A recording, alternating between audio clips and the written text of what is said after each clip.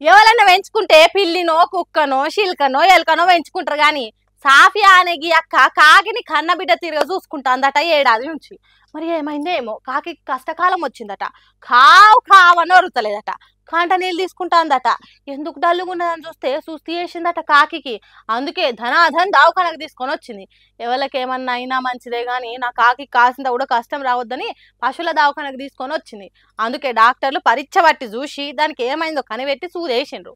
అప్పటిదాకా శక్తి లేక కింద అడ్డం పడ్డ కాకి జరసేపటికి కాళ్ళు చక్కగా పెట్టి నిలుస్తున్నది.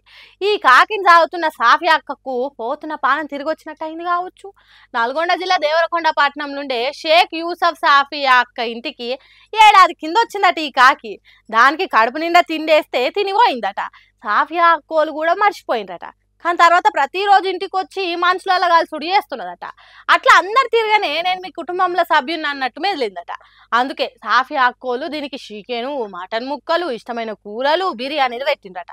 అంత మంచిగా చూసుకున్నారు కాబట్టే కాకి సుస్థి చేయంగానే కాలిని అడుకన దావఖానకు పరుగులు తీసింది.